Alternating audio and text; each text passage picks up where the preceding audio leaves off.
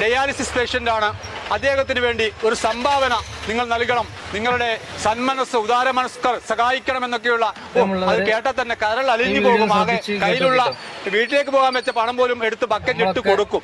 അങ്ങനെ അനൗൺസ്മെന്റ് ഒക്കെ കേട്ട് ഇവിടുത്തെ കച്ചവടക്കാരൊക്കെ 50, 100, 200, 500 ഒക്കെ കൊടുത്ത ആളുകളുണ്ട്. അങ്ങനെ പണം കൊടുത്ത് ഇവർ മുമ്പോട്ട് പോയിക്കൊണ്ടിരിക്കുകയാണ്. നെല്ലിപ്പാറ ഏതാണ്ട് എത്തിയപ്പോൾ എനിക്കൊരു സംശയം തോന്നി.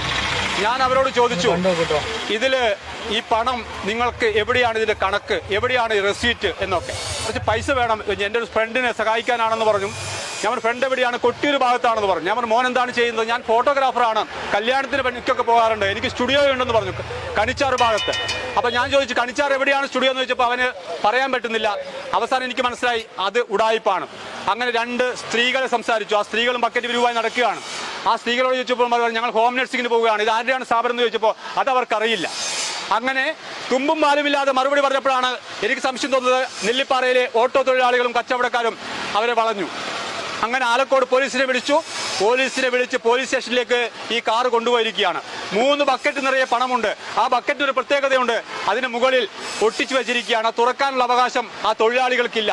അവർക്ക് ദിവസക്കൂലി അടിസ്ഥാനത്തിൽ ജോലി ചെയ്യുന്ന തൊഴിലാളികളാണവർ. അവർക്ക് തുറക്കാനുള്ള അവകാശമില്ലത്രേ. അവർക്ക് ഡെയിലി കൂലിയാണ്. ഒരാൾ പ്ലംബിംഗ് പണിയെടുക്കുന്നു, മറ്റൊരാൾ ഫോട്ടോഗ്രാഫറാണെന്ന് പറയുന്നു, മറ്റുള്ള 2 യുവതികൾ അവര് ഹോം നഴ്സിംഗിന് പോകുന്ന ആളുകളാണെന്ന് പറയുന്നു. ഏതോ ഇതിന്റെ ഒരു ഉടമ യഥാർത്ഥ മുതലാളി ഫോണിൽ വിളിച്ച് കണക്ട് ചെയ്യുന്നുണ്ട്. അങ്ങനെ പോലീസിനോടൊക്കെ പറഞ്ഞാൽ ഫോൺ പോലീസുകാരനെ കൊടുക്കുമെന്ന് പറഞ്ഞു. പോലീസുകാരനെ മേടിച്ചില്ല.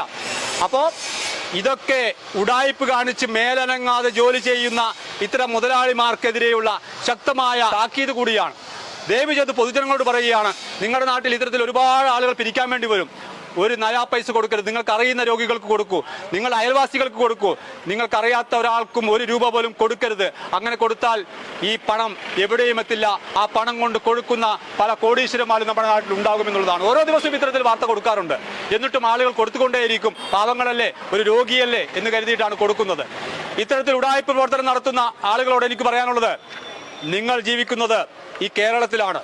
ഒരു ദിവസം അല്ലെങ്കിൽ മറ്റൊരു ദിവസം നിങ്ങൾ പിടിക്കപ്പെടും. ഒരു സംശയവും അക്കാര്യത്തിൽ ആർക്കും വേണ്ട. ഇതൊന്നും നല്ലതിനല്ല. അതോടൊപ്പം ഒരു കാര്യം കൂടി ഞാൻ സൂചിപ്പിക്കുകയാണ്. ഇവരൊരു കത്ത് കയ്യിലുണ്ട്. കൊട്ടിയൂർ പഞ്ചായത്തിലെ സ്റ്റാൻഡിംഗ് കമ്മിറ്റി ചെയർപേഴ്സന്റെ കത്താണ്. പേര് ജീജ എന്നാണെന്ന് എനിക്ക് തോന്നുന്നു. അവരെ വിളിച്ചപ്പോൾ അവർ പറഞ്ഞത്, രാവിലെ ഇവർ വന്നിട്ട് എന്നോട് പറഞ്ഞു, ഞങ്ങൾക്കൊരു കത്ത് വേണം, നമ്മുടെ സുനിലിനെ സഹായിക്കാൻ വേണ്ടിയാണ്. ആ കത്ത് നമ്മുടെ ശ്രീകണ്ഠൻ നായർ സാറിന്റെ ട്രസ്റ്റുമായി ബന്ധപ്പെട്ടാണ്. ഏതാ ശ്രീകണ്ഠൻ നായർ സാർ എന്ന് ചോദിച്ചപ്പോൾ 24ന്റെ MD ശ്രീകണ്ഠൻ നായർ സാറിന്റെ ട്രസ്റ്റാണ്.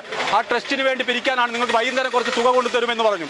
അവർ പാവം അവർ സീലും വെച്ച് ഒപ്പിട്ട് കൊടുത്തു. പക്ഷേ ഇത് ശ്രീകണ്ഠൻ നായർ സാർ അല്ല സാറേ എന്ന് പറയുന്ന ഏതോ ഒരു RSPയുടെ നേതാവാണ് പോലും, കൊല്ലംകാരൻ. ആ കൊല്ലംകാരന്റെ പേരിലുള്ള ഒരു ട്രസ്റ്റ്, പയ്യാവൂരുകാരനാണ് ഇതിന്റെ മുതലാളി പോലും. ആ മുതലാളി ഈ പാവപ്പെട്ട തൊഴിലാളികളെ വെച്ച് പിരിപ്പിക്കുകയാണ്. ഈ പാവപ്പെട്ട കച്ചവടക്കാരുടെയും കൂലിപ്പണി എടുക്കുന്നവരുടെയും പണം ഈ ബക്കറ്റിലേക്ക് വീഴ്ത്തിക്കൊണ്ട് വൈകുന്നേരം പോയി സുഖലോലുപനായിട്ട് ജീവിക്കാൻ ഈ മുതലാളിമാർ തയ്യാറാകുമ്പോൾ അതിനെതിരെ ഞാൻ ശബ്ദിക്കും. ഒരു സംശയവും ആർക്കും വേണ്ട. എന്തായാലും വരാനുള്ളത് വഴിയിൽ തങ്ങില്ല. പോലീസ് സ്റ്റേഷനിലുണ്ട്. അതിന്റെ യഥാർത്ഥ മുതലാളി വന്നാലേ കാറ് വിട്ടുകൊടുക്കാനുള്ള സാധ്യതയുള്ളൂ. ആ ബാക്കി വിശേഷങ്ങൾ പിന്നീട് ഞാൻ എന്തായാലും എത്തിക്കും. എന്തായാലും ഇത്തരത്തിലുള്ള ചതിയിൽ ആരും കുടുങ്ങരുതെന്ന് മാത്രം വിനീതമായി അഭ്യർത്ഥിച്ചുകൊണ്ട് ഇത് അവസാനിപ്പിക്കുകയാണ്. മറ്റൊരു വിഷയവുമായി വീണ്ടും കാണാം. Good bye.